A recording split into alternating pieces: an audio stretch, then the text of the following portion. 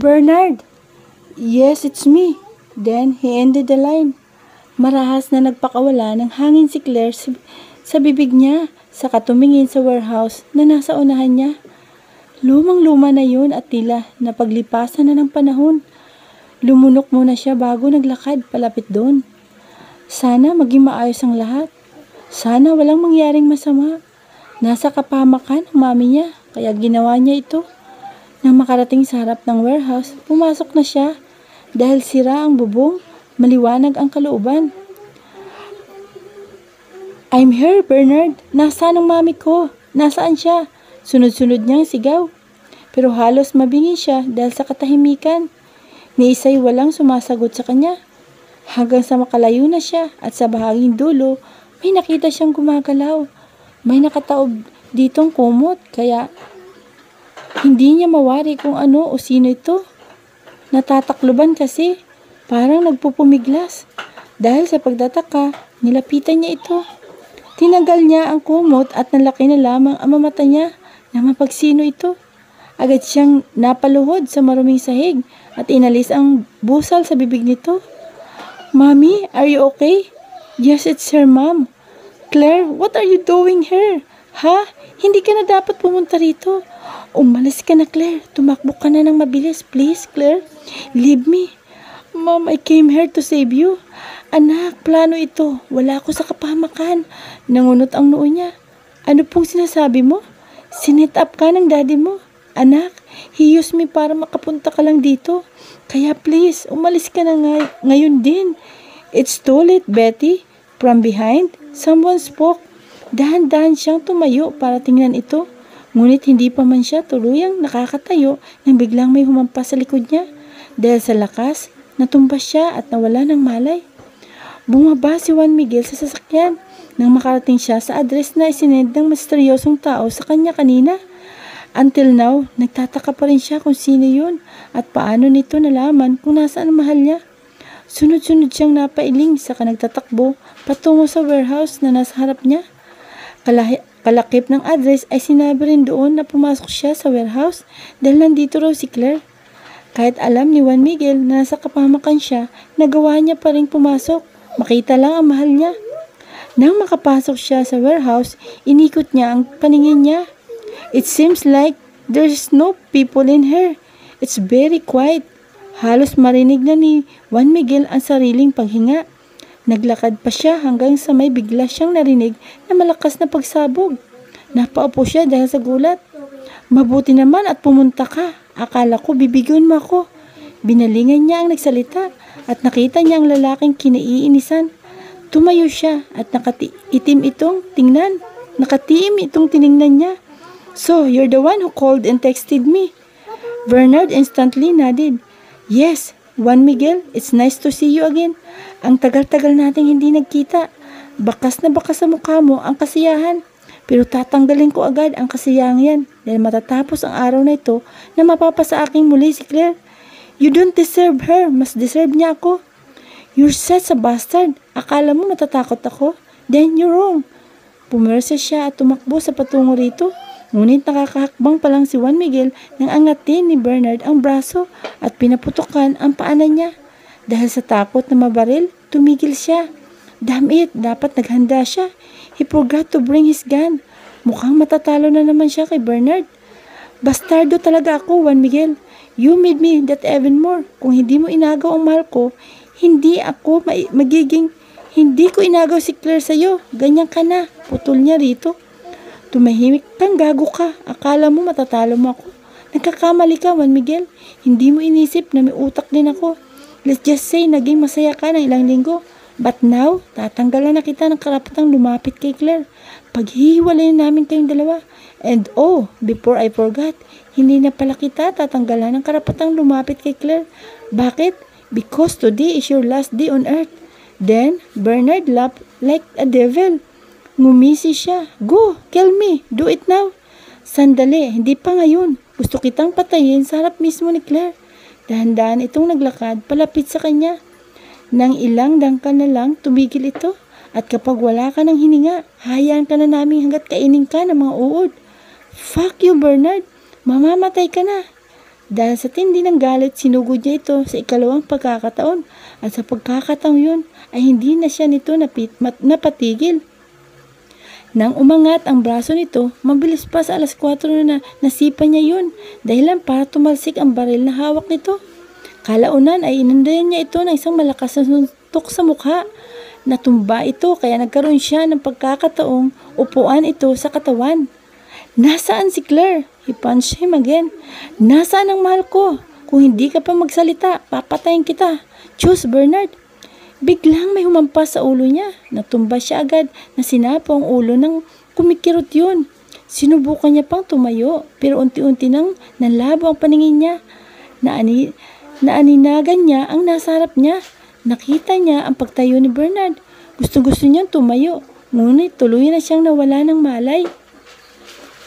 Hindi normal ang paningin ni Claire. Nang magising siya, ang labo ng kapaligiran niya kaya halos mapaiyak siya ng mga sandaling yun. Sunod-sunod siyang pumikit at sa wakas, bumalik na sa normal ang lahat. Parang wala sa sariling tumayo siya at bahagyang naglakad. Pero may naramdaman siyang malamig sa may paanan niya. Dahan-dahan niya yung tiningnan at gano'n na lang ang palalaki ng mga mata niya nang mapagtanto kung ano yun. Kadena. Umupo siya at sinubukan tanggalin ang kadena pero hindi niya magawa. Nakakabit ang kadena na may bakal. Shit, sino ang may gawa nito? Takot na takot siya. Gusto na niyang umalis dito. Sumabay pa itong likod niya na medyo masakit. Sandali, nasaan ang mami niya? Inikot niya ang tingin niya pero wala siyang nakita ni isang tao kundi siya lamang. Nagsisigaw siya para humingi ng saklolo pero walang rumispondi sa kanya. Pakiramdam ni Claire ay katapusan na niya ngayon dahil parang walang tutulong sa kanya. Mukhang dito na siya mamamatay. Tulong! Tulungan niyo po ako! Tulong! Please, tulungan niyo ako! Muli niyang sigaw at hindi alintana kung sumakit man ang lalamunan niya. Maya-maya pa'y may narinig siyang ingay.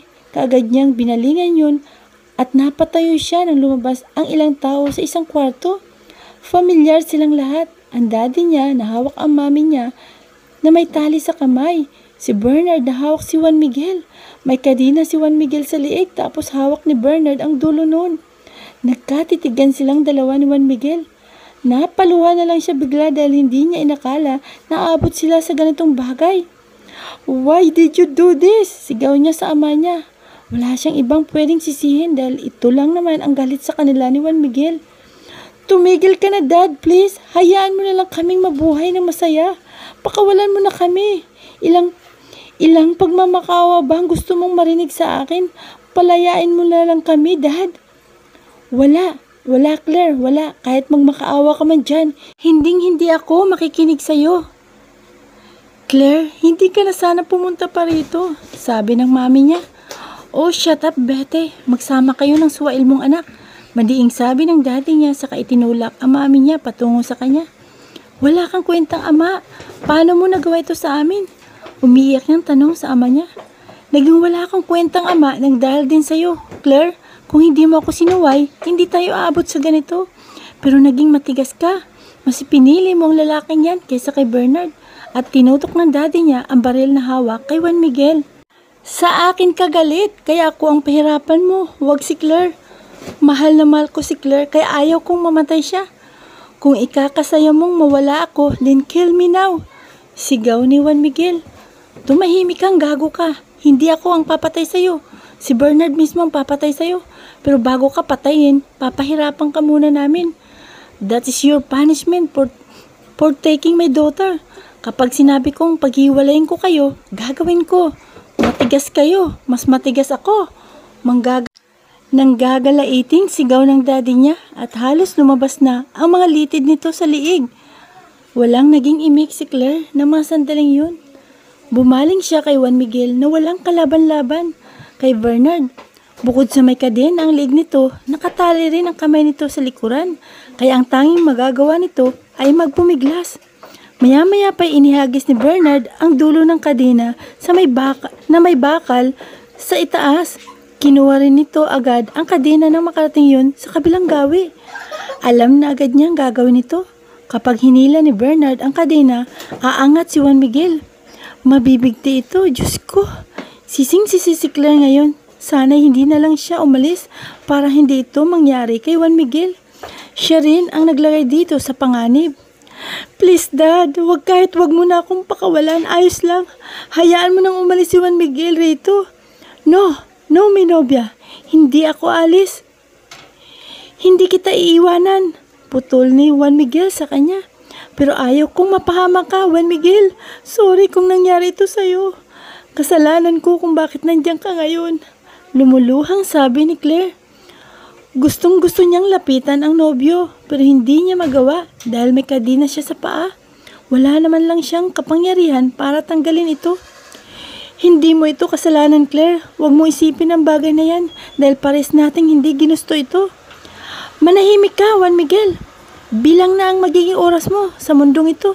Maya-maya ay makakapiling mo na rin si Satanas. Nang aasar na wika ng daddy ni Claire at naglakad na palapit kay Juan Miguel. Kalaunan ay may nakita si Claire na 3 lalaki ang pumasok sa warehouse. Lumapit ang mga ito kay Bernard at sandaling kinausap. Kung kanina ay si Bernard ang may hawak ng kadena, ang tatlo na ang may hawak noon. Marahil ay tauhan nila ang mga ito.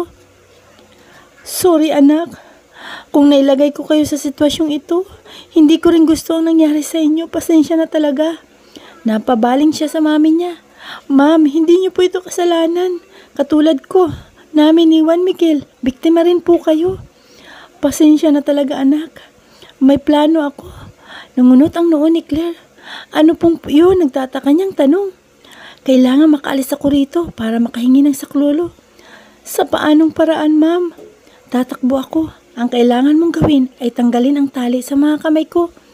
Napatingin agad si Claire sa kamay ng mami niya. Nakatali nga ang mga yun. Iniisip ni Claire kung tama ang desisyon ng mami niya. Natatakot siya sa maaring mangyari at sa maaring gawin ng daddy niya sa mami niya. Delikado. No anak, basta tanggalin mo lang ang tali sa mga kamay ko. Trust me, Claire. Pinakatitigan niya pa ito ng ilang segundo bago tumango. Pero bumaling muna siya sa posisyon nila Juan Miguel. Kinakausap ng mga ito ang nobyo niya kaya nagkaroon siya ng pagkakataong gawin ang balak. Tumalikod siya sa mga ito sa kadahan-dahang inalis ang tali sa kamay ng mami niya. For Claire, it's not a good idea pero wala siyang nagawa dahil yun ang gusto ng mami niya. Makalipas ang halos 1 minuto, natanggal na niya ang tali sa mga kamay nito. Babalik ako, Claire. Tatawag ako ng tulong. Hinalikan nito ang noo niya at tumakbo na palayo. Pero nakakailang hakbang pa lang ito nang umalingaw-ngaw ang malakas na boses ng daddy niya. Binalingan yun ni Claire at nakita niyang tumatakbo na ito palapit sa mami niya. Napaiyak na lamang siya dahil wala man lang siyang nagawa para tulungan ang mami niya. Gustong-gusto niyang tumakbo patungo rito pero hindi niya nagawa. Mabagal ang takbo ng mami niya kaya nahabol ito kaagad ng daddy niya. Nang malapitan, pinukpok ng daddy niya ang mami niya sa ulo ng baril. Dahilan para matumba ito at mawala ng malay. Mami! Malakas niyang sigaw at napahagulhol na lamang. Walang emosyong humarap ang daddy niya sa kanya. Kapag Juan ay naglakad ito palapit. Mahal ko ang mami mo, Claire. No, you don't love her. Kung mahal mo siya, hindi mo gagawin yun. Kahit anong sabihin mo, mahal ko pa rin ang mami mo. After that, binalikan nito si Juan Miguel at walang awang pinukpok ng baril sa ulo. Napasigaw ng malakas si Juan Miguel dahil doon. Ngunit kahit masakit, nagawa pa rin itong mag-angat na mukha. Sa dalawang nasa unahan niya, he looked at them sharply. Huwag niyo nang patagalin pa ang oras. Kung papatayin niyo na lang din ako, bakit hindi pa ngayon ha? Nakatiim niyang sabi sa mga ito at binalingan ang mahal niya. I love you, he whispered. Sunod-sunod na umiling si Claire but Juan Miguel doesn't mind it.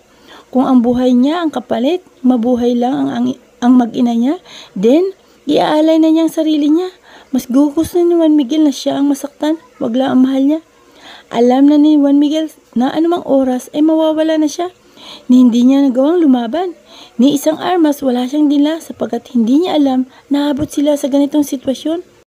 Bago kita patayin, papahirapan muna kita. Bernard smirked and pointed the gun on his face.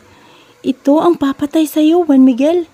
He laughed like a devil, then pulled the trigger. Agad na napapikit si Juan Miguel dahil sa takot, pero ilang segundo pa ang lumipas ay wala siyang naramdamang tumama sa kanya, kaya iminulat niya ang mga mata. Nakita niya si Bernard tumatawa na animoy baliw. "Stupid! Huwag mo akong takutin! Patayin mo na ako!" Singhal niya rito at halos tumalisik na ang laway niya kay Bernard. Pawis na siya ngayon. Hindi siya natatakot na mamatay at yun ang totoo. Tanggap na ni Juan Miguel na mawawala siya. Paano siya makakawala? Mahigpit ang pagkakalagay ng kadena sa liig niya at isama pa ang tali sa mga kamay niya. "Pakyo, Juan Miguel, nakakaintindi ka ba ha? Bago ka patayin sa harap mismo ni Claire, papahirapan ka muna namin. Kayo." Tinuro ni Bernard ang mga tauhan sa likod. "Hilahin niyo ang kadena," utos nito. "Don't, Bernard! Huwag mong gawin yan kay Juan Miguel." Bumaling si Juan Miguel kay Claire. He smiled at her and whispered for the second time, "I love you." Matapos noon, bahagya siyang umangat. Napasigaw siya ng malakas dahil bahagya siyang nasasakal. Tumigil din naman ang nangihila. Kalaunan ay mabuti na lang ay nakadikit pa ang mga daliri niya sa semento. "Fuck you, Bernard! I swear to God, mararanasan mo rin tong ginagawa mo sa akin." "Fuck you too, asshole!"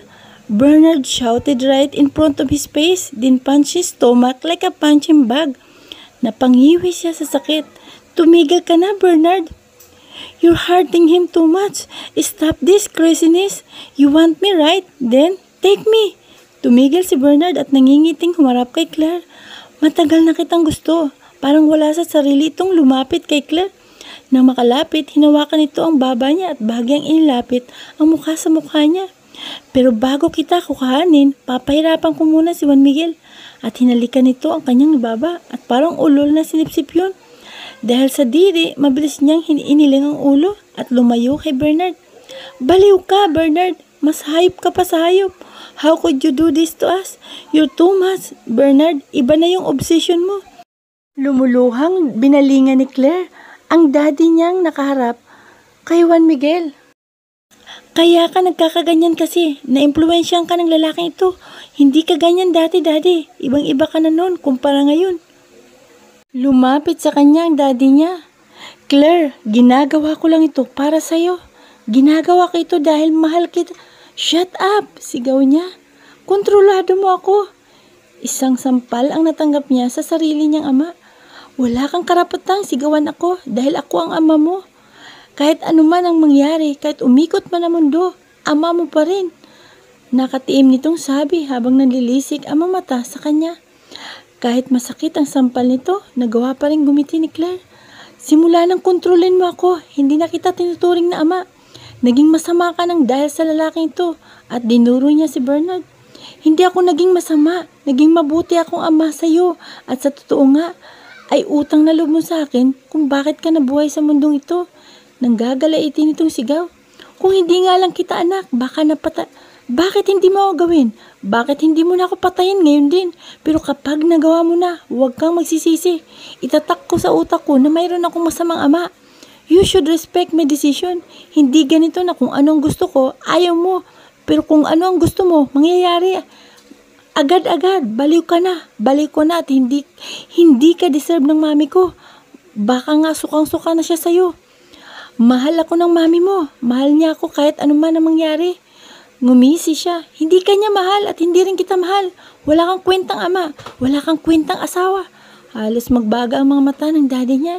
Hindi pa man niya natatapos ang mga sasabihin nang bigla siya nitong sampalin. Nahihilo siya at dahil sa lakas, natumba siya. Sinubukang tumayo ni Claire pero bigla na lang siyang nawala ng malay. "You're an asshole! Hindi na ako magtataka kapag kinatakutan ka na ng sarili mong anak. You shouldn't hurt her because she's your daughter. She's your daughter.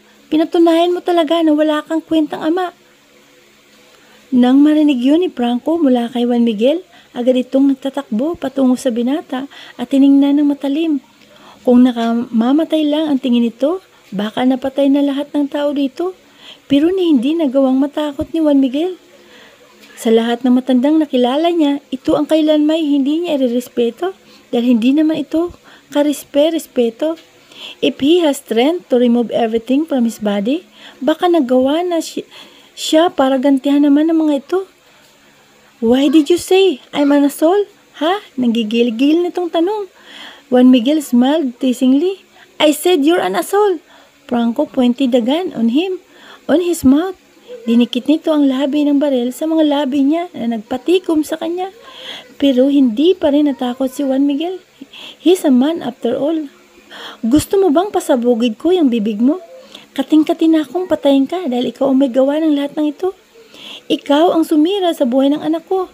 Huwag mong ipagkaila yun, Juan Miguel. Kinuha mo ang iniingat-ingatan niya. Ikaw dapat ang sisihin sa lahat ng ito dahil ikaw ang may kasalanan.